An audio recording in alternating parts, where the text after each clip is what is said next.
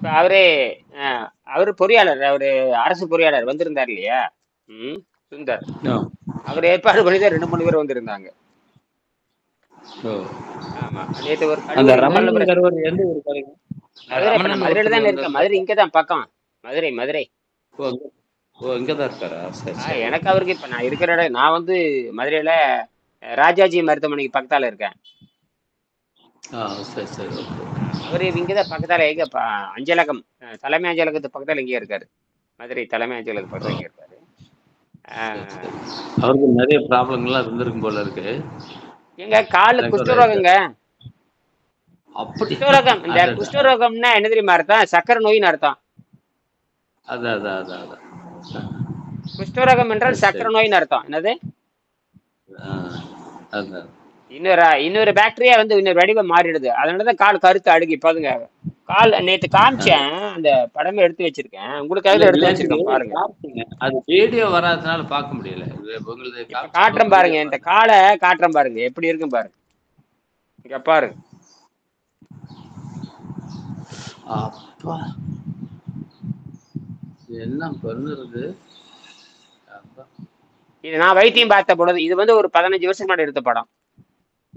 அப்படியே சாமி. அப்படியே அப்படி தொட்டீங்கன்னா கனிந்த வாழைப்பழம் மாதிரி கழுண்டு கீழே விழுந்துரும். அதான் அதான் அதான்.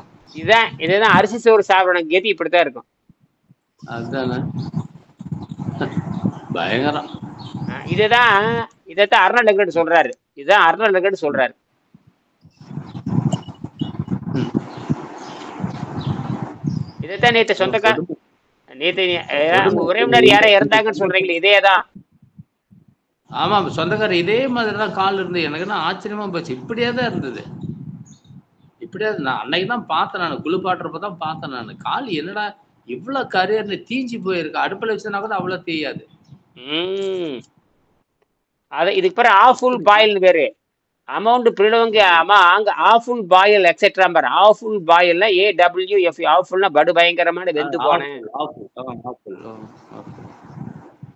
இதுதான் என்ன எழுதியிருக்கேன், அப்பவே நான் எழுதிட்டேன். இது வந்து அரிசியை மட்டுமே உட்கொண்டு அரிசியை மட்டுமே உட்கொண்டால் குஷ்டரோகம் வரும். அதாவது one sided rice eaters leg that rice is the foundation. அதாவது one sided rice eaters leg நான் போட்டேன். அதாவது நான் வந்து லெக்னு கூட சேர்த்திட்டேன். One sided rice eaters leg that rice is the foundational cause of leprosy and makes terrible pestilence. பயங்கரமா அவங்க தொற்று நோயாளி. அவங்க எல்லா விஷக்கிருமியை பரப்பிட்டே இருப்பாங்க.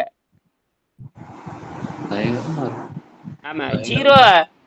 அதாவது என்ன சொல்லுவாங்கன்னா, பிளட் டொனேஷன் கொடுத்தாவே ஆபத்து. பிளட் டொனேஷன் கொடுத்தாவே பிளட்ல கிருமி இருக்குங்கிறான். நீங்க ரத்தம் கொடுத்தாவே நீங்க கிருமி தான் கொடுக்குறீங்க. நீங்க ரத்தத்தை தானம் பண்ணீங்கன்னா உங்கள்கிட்ட இருக்க நோயும் சேர்த்து தான் கொடுக்குறீங்க. நான் சொல்றது நான் டெஸ்ட் பண்ணி தான் எடுப்பேன். எந்த விதமான கிருமிகளும் இல்லாத சுத்த அதெல்லாம் எத்தனை பொய். அதே ரத்தமே கிருமி தான். ரத்தமே என்னங்க, ரத்தமே கிருமி தானே. என்ன கதை விடுறானுங்க, ரத்தமே கிருமி தான். அந்த பிரிவை சேர்ந்ததுன்னு சொல்லுவானே தவிர ஏ பிரிவு பி பிரிவுன்னு சொல்றான் தவிர அது கிருமி தானே கொடுக்குறீங்க. என்னது மேட்ச் ஆகுது, அவ்வளவுதான். சரி, பி பாசிட்டிவ் அப்போ குஷ்டரோகி கொடுங்களேன். பி பாசிட்டிவ் குஷ்டரோகத்தை கொடுங்க, பி பாசிட்டிவ் சக்கரை நோயை கொடுங்க. ஓ பாசிட்டிவ் தான் யுனிவர்சல் டோனர் சொல்றான். சரி, ஓ பாசிட்டிவ் சக்கரை நோய் இல்லையா? ஓ பாசிட்டிவ் புற்றுநோய் இல்லையா? ஓ சக்கரை நோய் இல்லையா? புற்றுநோய் இல்லையா? சளி நோய் இல்லையா? வாத நோய் இல்லையா? அசிடிட்டி இல்லையா? அல்கனில் இல்லையா? என்ன இல்ல? எல்லாமே இருக்கு. ஓ பாசிட்டிவ் வர எல்லாத்துக்கும் கொடுக்கலாம். ஆனா ஓ பாசிட்டிவ் காரனுக்கு கொடுக்கறது ஓ பாசிட்டிவ் தான் கொடுக்கணுமா? அது எப்படியே அதெல்லாம் இருந்துட்டு போட்டுங்க, அது கிருமி தானே அது. ஆமாம் ஆமா. கருப்பா இருக்கிறான் சிவப்பா இருக்கிற வெள்ளையா இருக்கான், ரத்தம் சிவப்பா தான் இருக்குது. அது கிருமி ரத்தம்னு அர்த்தம். கிருமி ரத்தத்தை கொடுத்துட்டு அது நடந்து போச்சு, ஒண்ணும் பண்ண முடியாது. இன்னும் என்ன சொல்றான்னா, அது சான்றிதழ் அளிக்கப்பட்ட ரத்தம், சான்றிதழ் அளிக்கப்பட்ட ரத்தமா இருந்தாலும் கூட எடுக்கிறப்ப அந்த கிருமி வந்து சைலண்டா இருக்கும். நீ சீல் பண்ணி ஃப்ரெப்ரிச்சில் வெட்டுறதுக்கு அப்புறம் 10 நாள் கழிச்சு அது டெவலப் ஆகி வேற ஒரு கொடூர கிருமியை மாறி நிற்காது, யாருக்குமே தெரியாது. அது தெரியாது. உள்ளுக்குள்ளார நடக்கிறது நமக்கு வெளியே தெரியாது. அப்புறம் இப்படி அது என்ன பண்ணுது? 5 வயசு குழந்தை கொடுத்துன்னா அது அது 5 வயசு குழந்தை கொடுத்துன்னா அந்த குழந்தை எய்ட்ஸ் நோயா மாறிடும். 5 வயசு குழந்தைக்கு எப்படி எய்ட்ஸ் நோய் வருது? கஷ்டம் தான். அந்த குழந்தை எய்ட்ஸ்ல இருந்து சாக வேண்டியதுதான். கண்டுபிடிச்சிட்டாங்க. அது எப்படி 5 வயசு இந்தியாவிலே வந்துச்சு? 5 வயசு குழந்தைக்கு எப்படி எய்ட்ஸ் நோய் வந்தது? சரி. பல நாடுகள்ல நடந்திருக்குது. எப்படி 5 வயசு குழந்தைக்கு எய்ட்ஸ் நோய் எப்படி வரும்? கடைசியில் என்னடான்னு பார்த்தா அந்த சர்டிஃபைடு பிளட் கொடுக்குறானுங்க, அதில் மாட்டிடுச்சு. சர்டிஃபைடு பிளட் வந்து நாட் எ கியூர். சர்டிஃபைடு பிளட்ங்கிறது மாட்டிக்கிட்டானுங்க. ஓ மாற்றா. என்ன பண்ணாலுமே நீங்க இயற்கையை சூழ்ச்சியால வெல்ல முடியாது. இயற்கையை சூழ்ச்சியால வெல்ல முடியாது. தொடர்ந்து முயற்சியில தான். அதனாலதான் சொல்றேன், இன்னைக்கு தொடர்ந்து முயற்சியில தான் மரணத்தை வெல்ல முடியும்.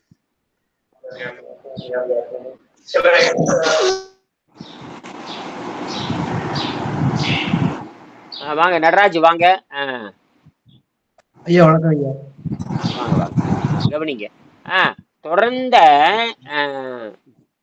புத்தகம் வந்து சேர்ந்துருச்சுங்களா நடராஜ்?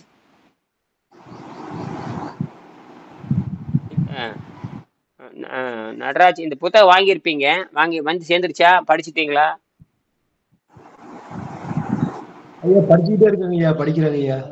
இப்ப எங்க இருந்து இன்னைக்கு பேசுறீங்க ஐயா?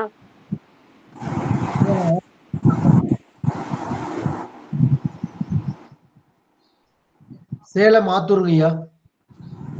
சரி, அந்த இதுல அறிமுகம், அந்த 30 நாள் அறிமுக வகுப்புல 3000 கட்டிட்டீங்களா? அது கட்டிடுங்க முதல்ல. அது கட்டிட்டு வாங்க. இன்னைக்கு 1ஆம் தேதி சிஸ்டத்தை மாத்தியாச்சு. சரிங்க. 3000 கட்டிட்டு தான் உள்ள வரும். இருந்தாலும் பரவாயில்ல, நாளைக்கு இன்னைக்கே கட்டி விட்டுருங்க. சரியா? 30 நாள்ல 210 வகுப்பு நடக்கும். ஏதாவது 2 வகுப்புல அது கலந்துக்கணும். காலையில 4:30, காலையில 6, 10 மணி, 12 மணி, 2 மணி, 3:30 மணி, இரவு வந்து 8 மணி. இது உங்களுக்கு எது நேரம் பாருங்க. உங்களுக்கு எது சந்தேகம் இருந்தா உங்க விருப்பப்பட்ட நேரமா இருந்ததுன்னா இந்த அமைதியா இருக்கணும். இன்னைக்கு விருப்பப்பட்டா கூட தனிப்பேரில் மட்டும் ஒரு 10 நிமிஷம் கூட்டு பேசிக்கலாம்.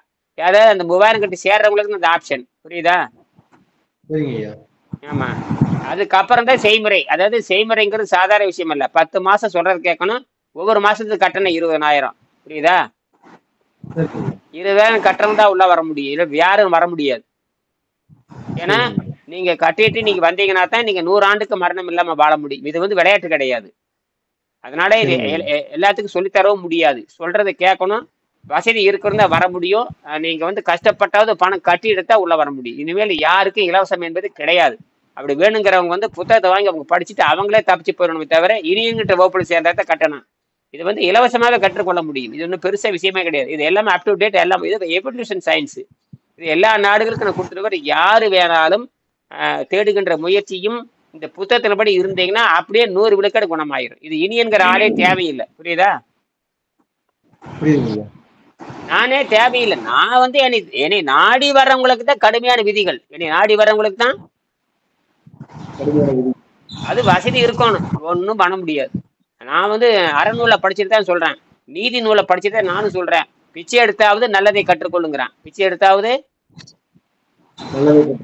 அப்படின்னா நான் இதுக்கு என்ன பதில் சொல்ல முடியாது. அப்ப பிச்சை எடுத்தா வேணா கத்துக்கிட்டு. இது வந்து அரசாங்கம் கொடுக்கற மாதிரி இலவசமா கொடுக்க முடியாது.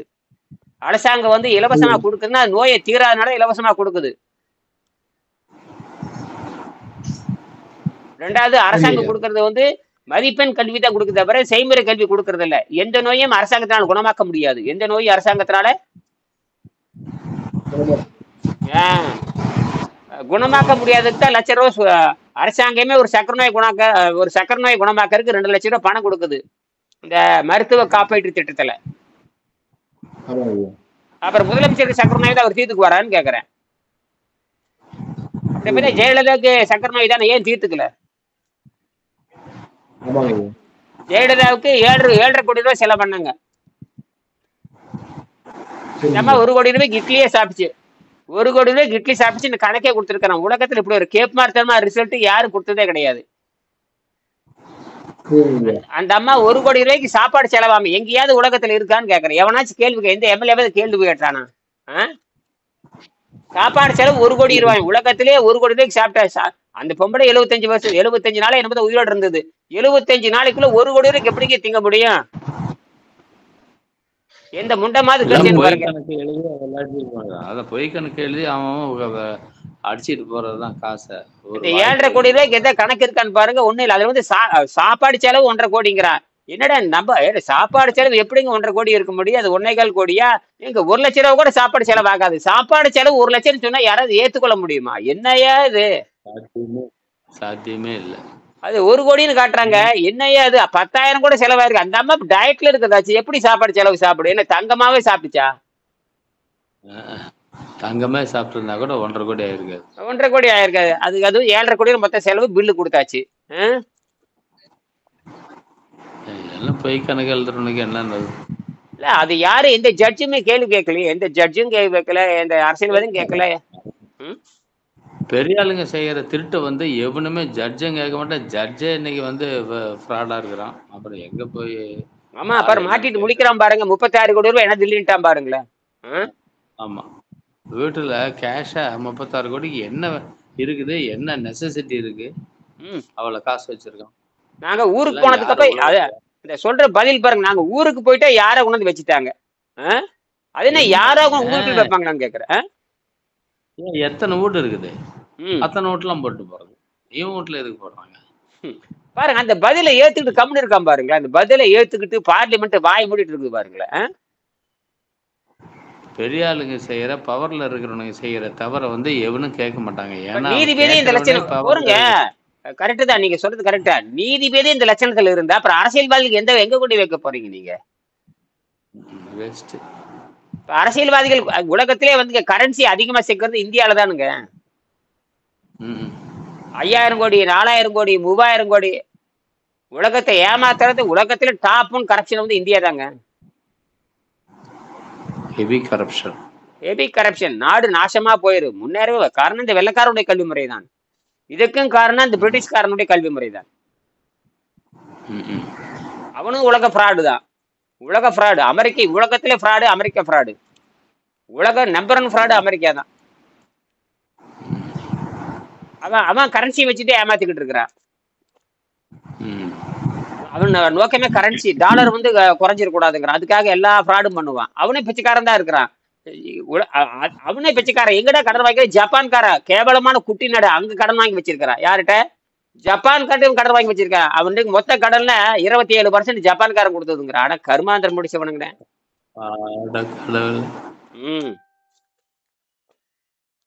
100 ரூபாய் கடன் வாங்கியிருக்கானா 27 ரூபாய் ஜப்பான்காரன் கொடுத்துருக்காங்க. அப்புறம் கனடா வேற கடன் கொடுத்துருக்குது. எல்லாம் பிச்சைக்கார நாடு. அப்புறம் தான் தெரியுது அமெரிக்கா ஒரு பிச்சைக்கார நாடு. இப்பதான் தெரியுது.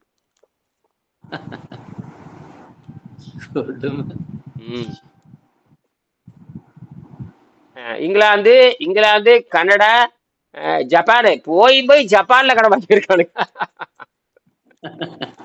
சொல்லுமல்ல அவன் ரொம்ப சின்ன பசங்கிட்ட நாம பெரியவங்க பிச்சை எடுக்கிற மாதிரி. ஆமா ஆமா ஆமா. குழந்தைங்க கூகுள்ல போய் போட்டு பாருங்க. அமெரிக்கா வந்து எங்கெங்க கடன் வாங்கியிருக்குன்னு போட்டு பாத்தீங்கன்னா இதெல்லாம் வருது. மொத்தம் 5 நாடு 6 நாடு கடன் வாங்கி. பிரான்ஸ்ல கடன் வாங்கியிருக்கான். இந்த எல்லாத்தையும் கடன் வாங்கிறாது. ஜப்பான்ல கடன் சிரிச்சுக்கிட்டே இல்லை. ஜப்பான் வந்து மொத்தமா தமிழ்நாட்டுக்கு ஈரோட்டில் இருக்கிற அத்தனை பேர் ஒண்ணு கிடைச்சாங்கன்னா அந்த ஒண்ணுக்குள்ளேயே ஜப்பான் மிதந்துருமே. இவங்ககிட்ட போய் கடன் வாங்கியிருக்கான்னு அப்புறம் எப்படி இருக்குன்னு பாருங்க. கரெக்டா பணக்கார நாடுங்கிறான். அதனால வந்து இருக்கட்டும். அதனால வந்து நாம வந்து திருப்பி நம்ம என்ன பண்றோம்னு கேட்டீங்கன்னா அந்த பரிணாம அறிவியல் சித்தாந்தத்தின்படி தான் நம்ம வாழ்றோம். நடராஜ் நீங்க முதல் பாடத்தை படிச்சிருப்பீங்க. என்ன நடராஜ் முதல் பாடம் படிச்சீங்களா? அந்த முதல் கையில புத்தகம் வச்சிருக்கிறீங்களா? அந்த முதல் பாடத்தை அப்படியே ஒரு பாட்டு படிங்க. கையில புத்தகம் இருக்கா? இந்த பரிணாம சித்தாந்தம், அதாவது 31ஆம் பக்கம். பரிணாம சித்தாந்தம் உங்களுக்கு புரியுதான்னு பாருங்க. பரிணாம சித்தாந்தம், டார்வினின் பரிணாம சித்தாந்தம், அது எந்த விதமாக எதிர்காலத்தில் வளர்ச்சி அடையும். கரெக்டா ஒரு நிமிஷம் படிங்க. 6:10 ஆச்சு. 6:25க்கு முடிச்சுக்கணும். டார்வின் பரிணாம சித்தாந்தம், அது எந்த விதமாக எதிர்காலத்தில் வளர்ச்சி அடையும் என்ற எதிர்பார்ப்புகளும். பரிணாம சித்தாந்தத்தின் உயிரின வளர்ச்சி அது எப்படி வளருதுன்னு பாருங்க. 7 வகையில வளர்ச்சி அடையுது. 7 வகையில இது வரைக்கும் நமக்கு வந்து 6 தான் சொல்லியிருக்காங்க. நம்ம பாடத்திட்டத்துல விலங்குல இருந்து மனிதன் மாறினான், வாலில்லா குரங்குல இருந்து மனிதன் மாறினான்னா, இப்ப வாலில்லா குரங்கு 5ஆம் அறிவு, மனிதன்கிறது 6ஆம் அறிவு. 6 வரைக்கும் தான் சொல்லியிருக்காங்க நம்ம பாடத்திட்டத்தில் இருக்குது. 7 வந்து நம்ம பாடத்திட்டத்தில் கிடையாது. இப்ப 7 என்னவா மாறுறதுங்க கேள்வி. படிங்க இப்போ. ஒரு செல் உயிரினங்களும் தாவரங்களும் செயல்கள் தொடுதல் அதிவேகம். அந்த அறிவு நிலை வந்து அந்த தொடுதல், அந்த உணர்ச்சி நிலை தொடுதல், அதன் இனப்பெருக்க வேகம் அதிகம். 2வது புழுக்கள் முதலியன தொடுதல் நகர்தல் குறைந்த வேகம்.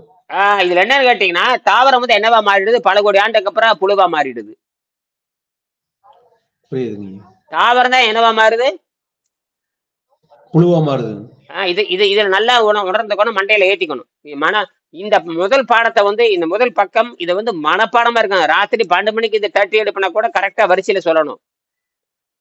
கடைசியில சொல்லும் பொழுது நானும் அப்படி தாண்டான்னு சொல்லணும். நான் இந்த மாதிரி தான் பல கோடி ஆண்டா இருந்து நான் தாவரமாய் இருந்து படிப்படியா மாறி கடைசியில பல கோடி ஆண்டுகளாக நான் மாறி மனுஷனா மாறிட்டு அடுத்து நான் யோகியமாக போறேன் அப்படின்னு சொல்லணும். இத டார்வின் தான் கண்டுபிடிச்சு அறிவிக்கிறார் 1850-60 இங்கிலாந்தை சேர்ந்த சார்லஸ் டார்வின் தான் பரிணாம சித்தாந்தத்தின்படி தான், இது தெய்வ படைப்பும் கிடையாது, ஒன்றும் கிடையாது. இது வந்து பரிணாம சித்தாந்தத்தின்படி உயிர்கள் வளர்ச்சி அடைஞ்சிருக்குது. போராடி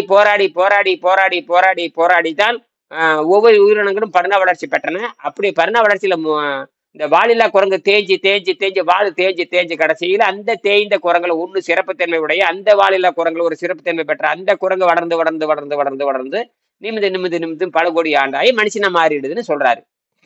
அப்ப இது கடவுளுக்கு சம்மந்தம் இல்லைன்னு ஓங்கி அடிச்சாரு. அதுதான் உலகத்தை ஒரு புரட்சி உண்டாக்குச்சு. சரியா? இப்ப அடுத்த புரட்சி நம்ம போற எல்லா நோயும் குணமாக்க முடியும் நம்ம சொல்ல போறோம். உலகத்துல வந்து நோயை குணமாக்க முடியாதுன்னு அதே பிரிட்டிஷ் முண்டம் சொல்லுது. அதே பிரிட்டிஷ் முண்டத்துக்கு நாம என்ன சொல்றோம்னா, நாங்க மரணத்தையே இல்லாமல் கொண்டு வர முடியும் நான் சொல்றேன். சரிங்க. மரணமே இல்லாது நோயே இல்லாம மரணம் அடைகிறதா யோக முறை. நோயே இல்லாமல் மரணம் அடைகிறதா யோக முறை. அது பரிபூரண முறைன்னு பேரு. பரிபூரண யோக மார்க்கம் என்பது பிறவி நோயின பசி தாக்கத்தை கட்டுப்படுத்தி இனப்பெருக்கம் செய்து குழந்தைகளை வளர்த்தி செல்வத்தை ஈட்டி எல்லாம் கொடுத்துட்டு 100 ஆண்டு வாழ்ந்துட்டு அப்புறம் இயற்கையோடு கலக்கிறதா பரிபூரண யோக நிலைன்னு பேரு. அந்த 100 வயசுலயும் இனப்பெருக்கம் செய்ய முடியும். சாக போறதுக்கு முன்னாடி கூட 2 குழந்தையை பெற்றுட்டு சாகலாம். புரியுதா? சரி, 3வது படிங்க. பல வகை பூச்சிகள் தொடுதல் நகர்தல் மேலும் குறைந்த வேகம். இது என்னன்னு கேட்டீங்கன்னா, அறிவு பலம் வளருது, இனப்பெருக்க வேகம் குறையுது. அறிவு பலம் வளர்கிறது, இனப்பெருக்க வேகம் குறையுது. 4 படிங்க. பலவித ஊர்வன பாம்புகள் முதலியன தொடுதல் நகர்தல் காணுதல் முகர்தல் மேலும் குறைந்த வேகம். இங்க பாருங்க, இனப்பெருக்க வேகம் குறையுது, அறிவு பலம் அதிகமாகுது. அதாவது ஒரு பக்கம் குறைஞ்சிட்டு வருது, ஒரு பக்கம் பிளஸ் ஆயிட்டு வருது, ஒரு பக்கம் மைனஸ் ஆகுது, ஒரு பக்கம் என்ன ஆகுது, பிளஸ்.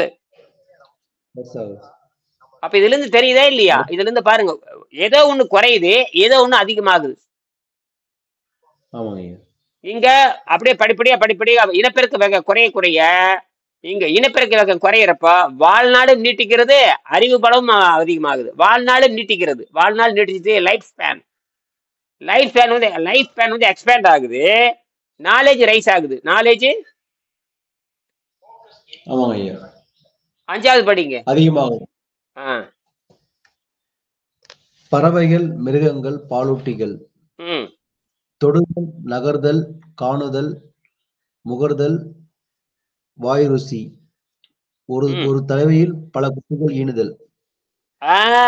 இங்க பாருங்க, பல லட்சம் கணக்குல குட்டி போட்ட அந்த தாய் சேயி கடைசியில பல கோடி ஆண்டுக்கு அப்புறம் சில குட்டிகள், ஒரு 4-5 குட்டி, நாய் 4 குட்டி போடுது, பூனை 4-5 குட்டி போடுது, இந்த மாதிரி 6-4-5 குட்டி போடுற மாதிரி பல லட்சக்கணக்குல பெருகி அந்த இனப்பெருக்கமானது அந்த அமீபா வைரஸ் இதெல்லாம் வந்து கடைசியில மாறி பல கோடி ஆண்டா மாறி கடைசியில விலங்கு நிலைக்கு வருகின்ற போது சில குட்டிகள் போடுற அளவுக்கு மாறுது. அது வாய் ருசி அடிப்படையாக கொண்டது. வாய் ருசி அடிப்படையாக கொண்டது யாருன்னா இந்த பாலூட்டியில வாய் ருசி அடிப்படையாக கொண்டது. அதுல மிருகங்களும் வரும், பறவைகளும் வரும், பாலூட்டி வரும். அதுல வந்து பாலூட்டி நாமள பாலூட்டி வகையை சார்ந்த வகை தான். ஆடு மாடு பாலூட்டி, மனிதனும் பாலூட்டி. புரியுதா? அடுத்தது 6 படிங்க. மனிதன் ம் தொடுதல், நகர்தல், காணுதல், முகர்தல், வாய் ருசி, பகுத்தறிதல், ஆ ஒரு தடவையில் ஒரு பிள்ளை பெறுதல். அப்ப எங்க வந்துருச்சு? வைரஸ் அமீபா பாரமிசியம் தகுந்த சூழலில் லட்சக்கணக்கில் பெருகக்கூடிய அந்த வைரஸ் அமீபா பாரமிசியம் பல கோடி ஆண்டாக மாறி மாறி மனிதனா மாறிடுது. ஆனா மனிதனா மாறுகின்ற பொழுது இனப்பெருக்க வகை எவ்வளவு வந்துருச்சு? ஒரே ஒரு குட்டிக்கு வந்து நிக்குது. பல லட்சம் குட்டி எங்க, ஒரு குட்டி எங்க? அப்ப அந்த என்ன ஆச்சுன்னா, அந்த பலம் எல்லாம் அறிவு பலமா மாறிடுது. உடல் பலம் போய் அறிவு பலம் அதிகமாயிடுச்சு. என்னது? உடல் பலம் போய் அறிவு பலம் அதிகமாயிடுச்சு. அடுத்ததான் அப்ப இந்த பகுத்தறிவில் தான் இங்க பகுத்தறிவும் வாய் ருசி ரொம்ப கவனிக்கணும். 5ஆம் அறிவில் உங்களுக்கு என்ன வந்துச்சு? வாய் ருசி. அதனாலதான் நீங்க என்ன பண்றீங்க? வாய் ருசிக்கு அடிமையானங்கிறது சட்னி சாம்பார் வெட்டுன்னு வெட்டுறீங்க. என்னது? வாய் ருசி அதிகமானதுனால சாம்பார் சட்னி சாம்பார். வெறும் இட்லி எவனும் திங்க மாட்டான். இட்லிக்கு சட்னி வச்சுதான் திம்பான். ஆமா, சட்னி நிறைய இருந்தா 8 இட்லி ஒட்டுக்கா திம்பான். வெறும் யாரும் 8 இட்லி ஒட்டுக்கா திங்க மாட்டாங்க. வெறும் இட்லி எவனும் திங்க மாட்டான். வெறும் அரிசி எவனும் திங்க மாட்டான். வெறும் மாவை யாரும் திங்க மாட்டான். ஏன்னா வெறும் மாவு திங்க முடியாது, வெறும் இட்லி திங்க முடியாது. ஏன்னா ருசிக்கு அடிமையானவன். ருசி இருக்கிறனால இட்லி பட்டையை கலப்புறான். வெறும் இட்லி வைங்க யாரும் சொல்ல மாட்டாங்க. சட்னி ஊத்து, சாம்பார் ஊத்து, மிளகா பொடி வை. ஒரு இட்லிக்கு 9 சட்னி கேட்பான். ஒரு இட்லிக்கு 9 சட்னி. மதுரையில் அதான் ஃபேமஸ். அந்த காலத்துல ஒரு இட்லிக்கு 8 சட்னின்னு ஃபேமஸ். இப்ப நான் மதுரையில தான் உட்காந்துருக்கேன். மதுரையில தான் அந்த இது கோரிப்பாளையத்துல தான் உட்காந்து, கோரிப்பாளையம் அப்புறம் வந்து எலும்ப பாளையம் சொல்றாங்க, அங்கதான் உட்காந்துருக்கேன். அப்புறம் முனியாண்டி விலாஸ், மதுரை முனியாண்டி விலாஸ் எல்லாமே இதுதான். இங்க சோத்து பட்டணம்னு சொல்றாங்க இல்லையா? முதல்ல மணக்கும் இட்லி, அப்புறம் ஒரு இட்லிக்கு 8 சட்னின்னு விளம்பரமே பண்ணாங்க ஒரு காலத்துல. ரைட்டு, அதெல்லாம் இருக்கட்டும். அப்ப தின்னு கட்டவங்கிறது தமிழர்கள் தெரிஞ்சு போச்சு. தின்னு கட்டவங்க தமிழர்களும் தெரிஞ்சு போச்சு. கேட்டா எல்லாரும் சொல்லுவாங்க, எல்லாரும் தின்னு கட்டாங்க. இப்ப ருசியை கண்டுபிடிச்சே தமிழர்கள் தான். ருசிய கண்டுபிடிச்ச தமிழர்கள் தான். அறுசுவைன்னு சொல்றான் பாருங்க. உலகத்துல எப்படி சொல்ல மாட்டான்? அறுசுவை உணவும்பா. ஏன்னா 6 வகையான சுவையும் கொடுக்குறானாமா. பெருமையா எடுத்துக்கிறாங்க. பெருமையா எடுத்துக்கிறேன். 5ஆம் அறிவுல இதுக்கு என்ன தெரியாம அர்த்தம்? ருசியை பத்தி பேசுறவன் விலங்குன்னு அர்த்தம். 5ஆம் அறிவுல உட்கார்ந்துருக்கிறீன்னு அர்த்தம். 6ஆம் அறிவு வந்து கடந்துட்டு போகணும். அதுதான் திருவள்ளுவர் சொல்லுவாரு. யாரு சுவை ஒளி ஊறு ஓசை யாவன் கட்டுப்படுத்துறானோ அவனுக்கு தான் உலகம் இனிக்கும்ங்கிறாரு. இதெல்லாம் ஏன் நீங்க சொல்லித்தரலன்னு கேட்டீங்கன்னா எவனுக்கு தெரியாது. பசி தாகத்தை யாரு கட்டுப்படுத்துறாங்க? அதான் சுவை ஒளி ஊறு ஓசை நாற்றம் என்று 5 வகை தெரிவான் கட்டே உலகு. இந்த 5ஐயும் யாரு புரிந்து கொள்றாங்களோ அவங்களுக்கு தான் உலகம் இனிக்கும். புரியுதுங்க. எல்லாரும் என்ன பண்ணுவாங்க? மெய் வாய் கண் மூக்கு செவின்னு சொல்லுவாங்க. ஆனா திருவள்ளுவர் தான் விவரமா இல்ல, முதல் வாய் வேலை வேடன்னு சொன்னாரு. வாய்ங்கிறது என்ன தெரியுமா அர்த்தம்? வாய் விளையாகத்தாட்ட எல்லாம் போய் நாசமா போகுது, முதல்ல வாயை கட்டுப்படுத்துறா அப்படின்னு சொன்னாரு. அதுதான் பின்னாடி என்னவாயி போச்சுன்னா, அதுதான் பின்னாட ஒரு சிறு சுருக்கமாக வாயை கட்டுனா நோயை கட்டலான்னு பின்னாடி அது மந்திரமா மாறிச்சு. வாயை கட்டலாம் நோயை கட்டலாம்னு சொன்னவர் திருவள்ளுவர் தான். அதனாலதான் சுவை அப்படின்னு போடுவாரு. மற்றவெல்லாம் பார்த்தீங்கன்னா மாற்றம் யோக மன்றத்துக்கு போனோம்னா மெய் வாய் கண் மூக்கு செவின்னு 5ஆ பிரிப்பாங்க. திருவள்ளுவர் அதுல ரொம்ப மோசமானது வாயுன்னு கண்டுபிடிச்சாரு. முதல்ல வாயை கட்டினோம்னா எல்லாம் அடங்கிருப்பார். அதனாலதான் பொறிவாயில் 5அவித்தான் பொய்தீர் ஒழுக்க நெறி நின்றார் நீடு வாழ்வார். யார் வந்து புலன்களை அடக்குறார்களோ, யார் வந்து புலன்களை பக்குவப்படுத்துகிறார்களோ, யார் வந்து புலன்களை அமைதிப்படுத்துகிறார்களோ, யார் வந்து புலன்களை வந்து மையத்தில் பூச்சியத்தில் வச்சுக்கிறாங்க, சைபரில் வச்சுக்கிறாங்களோ, அவங்க தான் இந்த பூமியில நீண்ட காலம் வாழ முடியும். நீங்க இந்தியாவில வேணாச்சு அப்படி நீண்ட காலம் வாடுறானா ஒரு வயலும் நீண்ட காலம் வாடுறது இல்லை. இப்ப நான் வயசு 66 வயசு, நான் மட்டும் இது வரைக்கும் 1 லட்சம் பேருக்கு சக்கரை நோய் குணமாக்கி இருப்பேன். யாராவது நம்ப முடியுதா? புரியுதுங்க.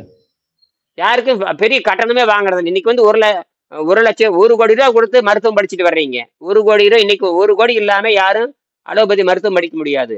நேச்சுரோபதி படிச்சா கூட 10 லட்சம் வேணும், ஆயுர்வேதம் படிச்சா கூட 10 லட்சம் வேணும். ஆனா எங்கிட்ட வந்து பாத்தீங்கன்னா குறைந்த கட்டணத்தில் தீர்க்க முடியாத நோயில தீர்த்தரலாம். ஏன்னா ரகசியம் புரிஞ்சு போச்சு எனக்கு. புரியுதுங்க ஐயா. நீங்க 1 கோடி உங்க பிள்ளையோ பையனோ மாமனோ மச்சனோ யாரும் நீங்களே 1 கோடி கொடுத்து நீங்க எம்பிபிஎஸ் படிச்சுட்டு வந்தாலோ அல்லது மருத்துவம் படிச்சுட்டு வந்தா கூட உங்களுடைய சொந்த சக்கர நோய் குணமாக்க முடியாது. அப்ப புரியுதுங்க ஐயா. எதுக்காக படிக்கிறீங்கன்னு எனக்கு புரியல. எதுக்காக படிக்கிறீங்கன்னு புரியல. படிச்சா அறிவு வரணும், படிச்சா நோய் தீரணும், படிச்சா அறிவு வரணும் இல்லையா? ஆமாங்க ஐயா. படிச்சா அறிவும் வரணும், படிச்சா பிரச்சனை தீரணும், படிச்சா நோய் தீரணும். எதுவுமே தெரியாது எம்பிபிஎஸ் எதுக்குன்னு கேட்கறேன். புரியுதுங்க ஐயா. எந்த நோயை குணமாக்க முடியும், மருத்துவம் எதற்கு? நான் என்ன கேட்கறேன்னா, மருந்து எம்பிபிஎஸ்ங்கிறது மருந்து அடிப்படை, எம்பிபிஎஸ்ங்கிறது மருந்து அடிப்படை கொண்டது தானே. ஆமாங்க ஐயா. இப்ப மருந்தே அடிப்படை கொண்ட எதுவுமே, அதெல்லாம் திருவள்ளுவர் மருந்துன்னு ஒன்று எழுதுறாரு. அப்ப எம்பிபிஎஸ் மட்டுமல்ல, உலகத்துல யார் யார் மருந்து கொடுக்குறாங்களோ மருந்தினால் எதையும் சுத்தப்படுத்த முடியாது, மருந்தினால் நோய் குணமாக்க முடியாது. மருந்து என்பது அந்த பக்க விளைவை அழுத்தி வைத்து பிற்பாடு மரணத்துல கொண்டு போய் விட்டுரும். புரியுதுங்க ஐயா. யாரு மருந்து திங்குறானோ கடைசியில் எங்க போயிடுவான்? பாடைக்கு போயிடுவான். எங்க போயிடுவான்? புரியுதுங்க ஐயா. பாடைக்கு போய் தானே தீரணும். ஆமாங்க ஐயா. நாம அப்படி இல்லை. நாம வந்து எப்படின்னா இந்த உடம்பவே கோயிலா மாத்தி நம்ம விருப்பப்படி மரணத்துக்கு, நம்ம விருப்பப்படி மரணம். நமக்கு எப்படின்னா சட்டையை கழட்டி வச்சுட்டு போற மாதிரி, வேணும்னா அந்த சட்டையை போட்டுக்கணும், வேண்டாம்னா சட்டையை கழட்டி வைக்கிறோம். ஆனால் இப்ப சாகிறது புறம் சட்டையை கிழிச்சிட்டு சாகிறவன் தான். அது முதலமைச்சரா இருந்தாலும் சரி, இப்ப சாதாரண வந்து முத்தனா இருந்தாலும் சரி, முத்துச்சாமியா இருந்தாலும் சரி, முதலமைச்சரா இருந்தாலும் சரி, கொடூரமா தான் சாக போறாங்க. கொடூரமாகத்தான் சித்திரவதைப்பட்டு. அதுக்கு வந்து ஜெயலலிதா எடுத்துக்காட்டு, ஜெயலலிதா எடுத்துக்காட்டு. இந்த அரசியல்வாதியும் தப்பிக்க முடியாது. எந்த அரசியல்வாதியும் வாய்ப்பு கம்மி. அடுத்தது 7ஆம் நிலை படிங்க. மனிதன் யோகியாக மாறுதல்.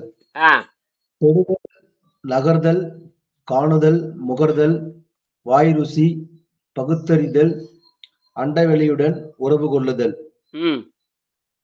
இனப்பெருக்கம் செய்வதோடு தானும் நிலைத்து வாழுதல்.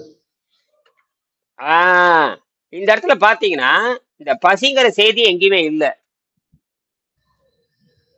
புரியுதுங்க. அப்ப பசிங்கிறது ஒரு ஏமாத்து வேலைன்னு தெரிஞ்சுக்குங்க. பசிங்கிறது ஏமாத்து வேலை. அப்ப புரியுதா? அது வந்து தேவையற்றதுனாலதான் இதுல எங்கேயுமே அது குறிப்பிடல. புரியுதுங்க. அப்ப தேவையற்றது என்ன பண்ணலாம்? அடக்கிட வேண்டியதானே. ஆமாங்க. அப்ப அடக்க முடியாம இட்லி போட்டா எப்படி அடக்க முடியுமா? இட்லி போட்டா அடக்கவே முடியாது. இட்லி போட்டா அது எந்திரிச்சு தொடர்ந்து அது சுரந்துகிட்டு தான் இருக்கும். அது மட்டும் இல்ல, இட்லி திங்க திங்க நல்லா இருக்கும், கடைசியில கொண்டு போய் குஷ்டரோகத்தை கொண்டு போய் விட்டுரும். புரியுதுங்க.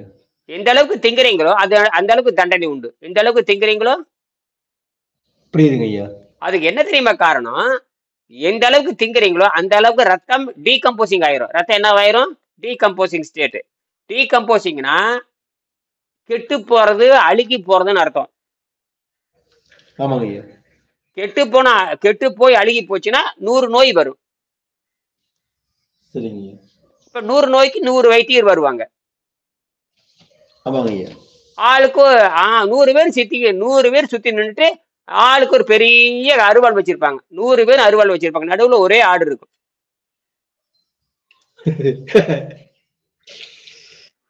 எதுலயும் தப்பிக்க முடியாது.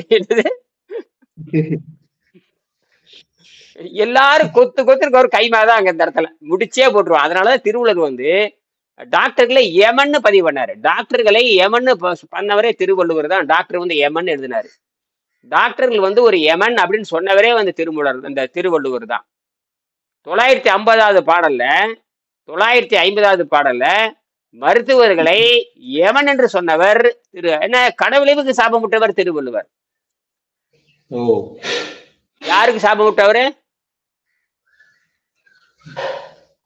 யமன். மருத்துவர்கள் யமன் என்று. அது மட்டும் இல்ல, திருவள்ளுவர் கடவுளுக்கே சாபமிட்டவர். புரியுதுங்க. இந்த தெய்வங்கள் சொல்றாங்க பாத்தீங்களா? இந்த தெய்வங்கள், தேவர்கள் என்பது ஒரு பிரிவு இருக்குது. தெய்வம்னு அதுல ஒரு பிலாசபி, அவ்வளவுதான், ஒரு தத்துவம். அந்த தேவர்னு ஒரு பிரிவு இருக்குது, தெய்வம்னு ஒரு பிரிவு இருக்குது. திருவள்ளுவர் வந்து தேவர்களையும் திருடன்னு சொல்லுவாரு, தெய்வத்தையும் அழுகி போய் சாகடான்னு சொல்லுவாரு. தேவர்கள் வந்து திருடனே எழுதுவார் திருவள்ளுவர்.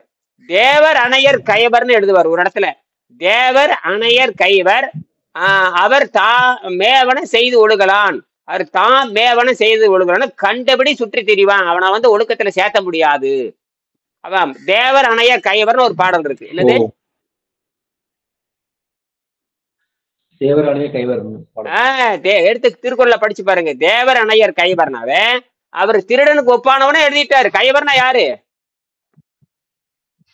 திருடனுக்கு ஒப்பானவர். அயோக்கியத்தனம் பண்றோம்னு அர்த்தம். தேவர் அணையர் கயவர், தேவர் அணையர் கையவர் அவரும் தாம் மேவன செய்து ஒழுகலான் அப்படின்னு கயனுங்கிற அதிகாரத்திலே எழுதியிருப்பாரு. அதே போல பிச்சை எடுத்து பூசிக்கின்ற நிலை வருமானால் கடவுள் அழிந்து சாகட்டும். அழிந்து சாகட்டும்னா ராய்ட் அண்ட் ரோட்டர்னு பேர். இங்கிலீஷ்ல வந்து மொழி பெயர்த்தோம்னா ராய்ட் அண்ட் ரோட்டர்னாவே அழுகி சாதல்னு அர்த்தம். யார் பூமியை படைச்சாங்களோ அவன் அழிந்து சாகட்டும் என்று சொன்னால், நான் பிச்சை எடுத்து வாழணும் ஒரு நிலை இருக்குமானால், நான் பிச்சை எடுத்து வாழ வேண்டும் ஒரு நிலை இருக்குமானால், என்னை கடவுள் எனக்கு எதுக்கு படைச்சிருக்கணும்? இந்த கேவலமான இடைநிலையை படைச்சிருக்கு பதிலாவே கடவுளே சாகட்டுமே. என்னை படைச்சது கடவுள், ஆனா எனக்கு கேவலமா உருவாக்கி இருக்கேன். அப்ப எனக்கு கேவலமா உருவாக்குறதுக்கு நீ என்னை படைச்சிருக்கணுங்கிற அவசியமே இல்லையே. உங்களுக்கு பிறந்த குழந்தை பிச்சை எடுத்த ஒத்துக்குவீங்களா? மாட்டாங்க ஐயா. அந்த மானரசம் திருவள்ளுவருக்கு வராதான்னு கேக்குறேன். புரியுதுங்க ஐயா. பெற்றோர்களை கேட்கறத விட நீ நம்பிட்டு இருக்கிற கடவுளுக்கே போடுறாரு. என்னது? நீ கடவுளுக்கே நம்புற. அதுக்கே அதாவது இறந்தும் உயிர் வாழ்தல் வேண்டின், இறந்தும் உயிர் வாழ்தல் வேண்டின், பிச்சை எடுத்துதான் உயிர் வாழணும் அவசியம் இருக்குமானால் பறந்து கெடுக உலகை ஏற்றியான், உலகத்தை படைத்தவன் ஒருவன் இருப்பானையானால் அவன் நாய் மாறி அழுகி சொறி பிடிச்ச நாயின்னு எழுதுவார். என்னது?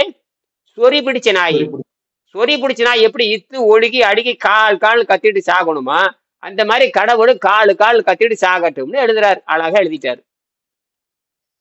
அதனாலதான் நாம யோக முறையை பயில்றதுனால நாம பிச்சை எடுத்து வரணும் அவசியம் இல்லை. நாம் நேரடியாக என்ன பண்றோம்னா அன்னப்பாதையை தூய்மை செய்திடலாம். அன்னப்பாதையை தூய்மை செய்து தூய்மையான மருந்தடிக்காத காய்கறிகளையும் தூய்மையான தண்ணீரை வைத்துக் கொண்டு அந்த பெருங்குடலை சுத்தம் செய்கிறது மலம் பூரா வெளியே போயிடும். மலம் பூரா வெளியே போயிடும். இந்த மலம் வெளியே போறதுக்கு என்ன அடையாளம் காட்டினா உடல் கரைஞ்சு வரும். அது உடனே கரையாது. அது கரையறதுக்கு 6 மாசம் ஆகும். இந்த அதைத்தான் வள்ளலார் சொல்லுவாரு. வள்ளலார் சொல்றது அதுதான். மலம் பெற்ற தேகம்னா வெறும் பெருங்குடல் இருக்கிற மலம் மட்டுமல்ல, இந்த உணவினால் சாப்பிட்டு சதையோடு ஒட்டிட்டு இருக்குது பாருங்க, அதுதான் மலம்னு சொல்லுவாரு. அதுவும் மலம் தான். வாயில நாற்றம் வருது பாருங்க, பிணவாடை, கக்குசுநாத் அடிக்கிற காலையில கக்குசுநாத் அடிக்கலையே, அந்த கக்குசுநாத்துக்கும் மலம் தான். வயிற்றுல பெருங்குடலை தங்கி இருக்க மலம் தான். அந்த மலம் தான் கொழுப்பாக மாறுது. அந்த மலம் தான் கொழுப்பா மாறி கணையம், கல்லீரல், நுரையீரல், அப்புறம் வந்து கணையம், கல்லீரல், நுரையீரல், சிறுநீரகங்கள், அப்புறம் இதயம், இதுல பூரா அந்த மலம் போய் ஏறிடும். அந்த மலத்தை நாள்பட நீர் மருத்துவம் செஞ்சுதான் கரைச்சி எடுத்த பிறகு கடைசியில் சுத்தமாகாது, சில மாதங்கள் ஆகும். புரியுதுங்களா? அப்பதான் நீங்க வந்து மரணத்தை வெல்ல முடியும். என்னது? மரணத்தை வெல்லுவது ரொம்ப அதிசயம்லாம் கிடையாது. பெரிய அதிசயம் அது வள்ளலார் பண்ணிட்டாரு பண்றாரு, அதெல்லாம் ஒரு புண்ணாக்கும் கிடையாது. எல்லாத்தினாலே முடியும். என்னது? எல்லாத்தினாலே முடியும். அவர் ஒன்றும் அதிசயம் பண்ணது கிடையாது. அவர் அதிசயமே சொல்லல, எல்லாம் முடியும் தான். வள்ளலாரும் அதிசயம்னு சொல்லல, பட்டணத்தார் வள்ளுவரே சொல்றாரு அரிது என்பது அதிசயம் என்பது முட்டாளுகிட்டு அப்படிம்பாரு. அறிவாளிகளுக்கு அதிசயமே இல்லைன்றவர். அறிவாளிகளுக்கு எழுதுறாரு. நான் சொல்லல, வள்ளுவரே சொல்ற அதிசயமே என்னடா அங்கட அதிசயம் இருக்குன்னு கேக்குறாரு. அரிய என்று ஆகாத ஒன்றில்லைங்கிறாரு. அரிய என்று ஆகாத ஒன்றில்லை கொச்சாவா கருவியான் போற்றி செல்லுங்கிறாரு. விழிப்புணர்வு வந்து விட்டால் அரிது என்று உலகத்துல கிடையாது அப்படின்னு நெருப்புல கூட தூங்கலாங்கிறாரு. என்னது? நெருப்புல கூட தூங்கலான்றாரு. விண்வெளியில் போய் குடியிருக்கிறப்ப அப்படி அதிசயம் தானே அது. ஆமாங்க. இருந்துட்டு வந்துட்டானே இல்ல, அது உலக சாதனை தானே. இது வரைக்கும் யாராவது சொல்லியிருக்காங்களா? இல்லைங்க. விண்வெளியில போய் உட்காந்துட்டு கதை பேசிட்டு விண்வெளியில் வீடு கட்டுற பத்தி பேசுறீங்க. இதுதான். அப்ப விண்வெளியில் எப்படி வீடு கட்டுறது, விண்வெளியில் எப்படி நகரம் அமைப்பது அப்படிங்கறது அடிப்படை. அப்ப விண்வெளி நகரங்களை அந்த வான சாஸ்திரத்தை புரிஞ்சுக்கிறான். விண்வெளிங்கிறது ஒரு வான சாஸ்திரம் தான். அந்த வானத்தை படிக்கிறான். வானத்துல எப்படி எப்படி வீடு கட்டணும்னு பாக்குறான். இப்ப வானத்துல வீடு கட்ட போறான், நாளைக்கு நிலாவில வீடு கட்ட போறான், நாளைக்கு செவ்வாயில வீடு கட்ட போறான். இப்ப மிதக்கு வீடு கட்டிட்டு சுத்திட்டு தான் இருக்கிறேன். ஆமாங்க ஐயா. இது நாமளும் சாத்தியம்தான். இன்னைக்கு அவங்க போறாங்க இல்லையா, அடுத்தது நாமளும் அங்க போய் பழகிடுவோம். அதற்கு உடம்பு இப்பவே தயார் பண்றது. சரிங்க ஐயா. அங்கேயும் வந்து நினைச்ச நேரம் சிறுநீர் போக முடியாது. நீங்க விண்வெளிக்கு போறவங்கள கண்ட திருட்டு பேண்டுட்டுல இருக்க முடியாது. என்னது கண்டதை சாப்பிட்டு இருக்க முடியாதுங்க ஐயா. புரியுது. பேண்டுட்டுல இருக்க முடியாது. அங்க வெளிக்கே போகாது. அதான் என்ன சொல்றான், முழுக்க முழுக்க ஜூஸா சாப்பிடுன்னு சொல்றாங்க. என்னது அந்த முண்டங்க திங்க முடியாம இறைச்சியவே திருட்டு இருக்குதுங்க எல்லாமே. ஓ இந்த இந்த இந்த ஆசை உங்களுக்கு தெரியாதுல. ஆசை எது? அந்த பன்னிக்கறி ஆசை, அப்புறம் மசாலா ஆசை, அப்புறம் வந்து போண்டா ஆசை, பஜ்ஜி ஆசை. சுனிதா யூனிவர்சிட்டி இங்கிருந்து போறப்போ சமோசாவை சுட்டு எடுத்துட்டு போகுது. ஏதாவது அறிவு இருக்கான்னு பாருங்க. ஆமாங்க ஐயா. சமோசாவை சுட்டு அனுப்புறாங்க.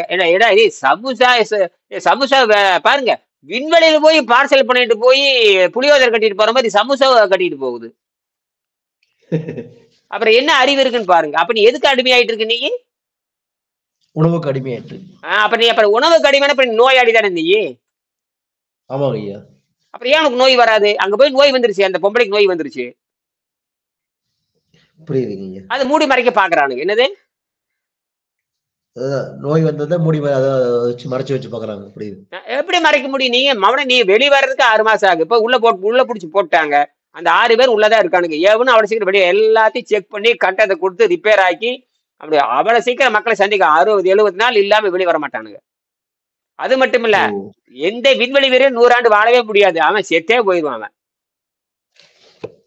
புரியுதுங்க ஐயா. ஏன்னா உள் சுத்தம் பெறாத உடம்பு. என்னது உள் சுத்தம் பெறாத உடம்பு.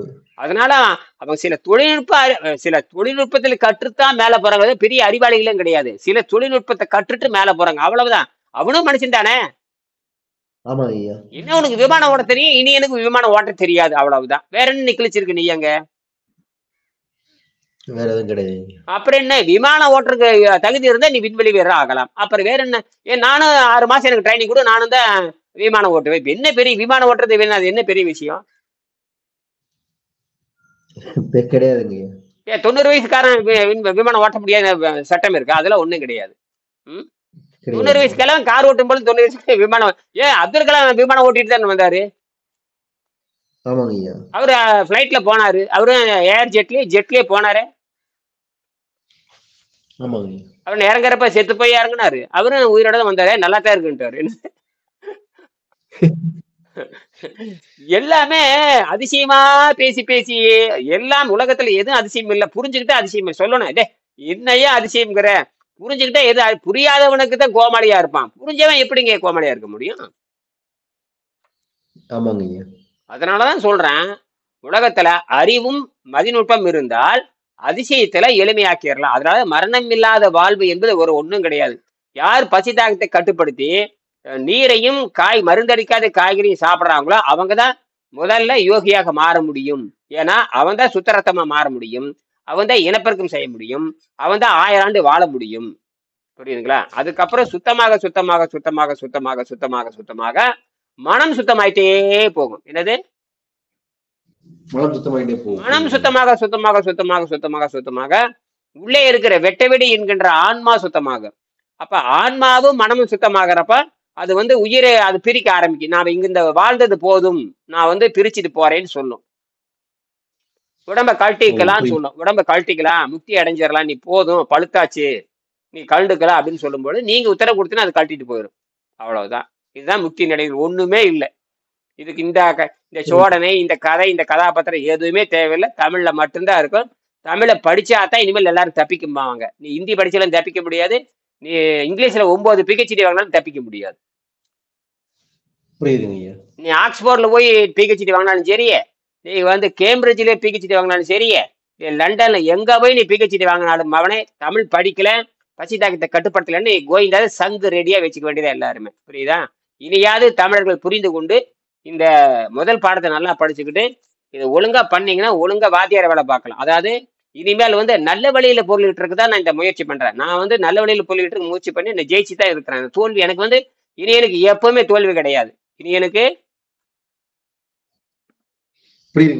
தோல்விங்கிற என் வரலாறுலயே கிடையாது. நான் தோல்வியே கிடையாது. எனக்கு தோல்வியே 28 தொழில் பண்ணியிருக்கேன். ஒரு தொழில் கூட நட்டம் கிடையாது. சம்பாரிச்சு சம்பாரிச்சு கைமாத்து கொடுத்து ஏமாத்திருப்பேன் தவிர, சம்பாரிச்சு கைமாத்து கொடுத்தது பல பல லட்சம் ரூபாய் கைமாத்து கொடுத்துருக்கிறேன். எல்லாரும் ஏமாத்த மாதிரி நானும் ஏமாத்திருப்பேன் தவிர, என்ற நட்டம்ங்கிறது என்ற வாழ்க்கையிலே கிடையாது. இன்னைக்கு நட்டமே எனக்கு கிடையாது. இப்ப நான் வந்து எங்க உட்காந்துருக்கேன்? மதுரையில தான் உட்காந்துருக்கிறேன். மதுரையில உட்காந்துருக்கேன் தவிர இந்த வீட்டை விட்டு வெளியே கீழே இறங்கவே இல்லை நான். சரிங்க ஐயா. ஏன்னா எனக்கு எனக்கு எனக்கு தேவையான எனர்ஜி என் உடம்புலயே இருக்கு. அதுக்காக காற்று, அதுவாக காத்துல இருக்க நைட்ரஜன் வந்து புரோட்டீனா மாறுது. என் உடம்புலயே நைட்ரஜன் புரோட்டீன் இருக்கு. என் உடம்புல நைட்ரஜன் இருக்குது, என் உடம்புல ஆக்சிஜன் இருக்குது. இந்த நைட்ரஜனும் ஆக்சிஜனும் சேர்ந்துட்டாவே நைட்ரிக் ஆக்சைடு கன்வெர்ட் ஆயிரும். நைட்ரிக் ஆக்சைடு கன்வெர்ட் ஆனாவே எனக்கு நைட்ரஜன் அதிகமா வந்துடும். என்னது இந்த கிளீன் பண்றப்ப என்ன கேட்டீங்கன்னா, இந்த ஏற்கனவே இயற்கை என்ன பண்ணுதுன்னா, பிறக்கும் பொழுது நாளையும் வச்சு இந்த பாடி பில்டப் பண்ணுது. நாளைக்கு பிரச்சனை வரும் பொழுது இவன் வந்து எவல்யூஷனை புரிஞ்சுக்கிட்டு பிரச்சனை வரும் பொழுது இவன் பசி தாகத்தை கட்டுப்படுத்துகின்ற பொழுது உள்ள இருக்கிற எனர்ஜி என்ன ஆகுதுன்னா செல்ஃப் அயனைசேஷனா மாறுது. செல்ஃப் அயனைசேஷன் செல்ஃப் டிஸ்அசோசியேஷனா மாறுது. இதெல்லாம் குவாண்டம் பிசிக்ஸ்ல என்ன பண்ணுதுன்னா, ஒரு நெபுலா எப்படி வேலை செய்யுதுன்னு கேட்டு, ஒரு நெபுலா எப்படி வேலை செய்யுது, ஒரு ஸ்டார் எப்படி வேலை செய்யுதுன்னா அதுக்கெல்லாம் வந்து யாருக்கு எரிபொருள் கொடுக்க தேவையில்லை. அதே செல்ஃப் அயனைசேஷனா மாறிடும். தானாவே சக்தி உண்டாக்கி தானாவே அழிச்சுக்கும். என்னது சக்தி உண்டாக்கி தானாவே அழிச்சுக்கும். அது மட்டும் அப்சர்வ் பண்ண ஆரம்பிக்கும். அங்கிருந்து அப்சர்வ் பண்ணும், இங்கிருந்து அப்சர்வ் பண்ணும், தானா உற்பத்தி என்னன்னே இதுதான். ஆனா நீங்க எப்படி புரிஞ்சுக்கலாம்னா அதை நடவடிக்கையை வச்சுதான் நீங்க புரிந்து கொள்ள முடியும் தவிர இப்படித்தான் என்று சொல்ல முடியாது. எப்படி வேணாலும் அது எனர்ஜி கிரியேட் பண்ணிக்கும். எப்படி அதுதான் எவல்யூஷன். எவல்யூஷன் என்பது ஒரு வரையறைக்கு வராது. கிளாசிக்கல் பிசிக்ஸ் வந்து வரையறைக்கு வரும், எவல்யூஷன் வரையறைக்கு வராது. அதாவது கிளாசிக்கல் பிசிக்ஸ் இப்ப மனுஷன் படிக்கிற அத்தனையுமே, இப்ப பாக்குற கண்ணால் பாக்குற அத்தனையுமே, இந்த நியூட்டன் சொல்றது, இந்த ஐன்ஸ்டைன் சொல்றது பூராமே எவல்யூஷன். இந்த வந்து கிளாசிக்கல் பிசிக்ஸ் அதுல எந்த வகையான முன்னேற்றத்தை தர முடியாது. அவ்வளவுதான். குறிப்பாக ஆரோக்கியத்தை தர முடியாது. ஆரோக்கியத்தை வந்து நியூட்டனுடைய கொள்கை பேசி ஆரோக்கியம் தர முடியாது, ஐன்ஸ்டைன் கொள்கை பேசி ஆரோக்கியம் தர முடியாது. வெளிநாட்டுக்கார சொல்லக்கூடிய எந்த பிசிக்ஸ் பேசியும் இது வந்து குவாண்டம் பிசிக்ஸ்ல சப்டல் எனர்ஜி வைத்து தான் கொண்டு வர முடியும். சப்டல், இதுக்கு பேர் சப்டல் எனர்ஜின்னு பேரு. சரியா? நன்றி நன்றி. மீண்டும் பேசலாம். நன்றி, வணக்கம். நன்றி.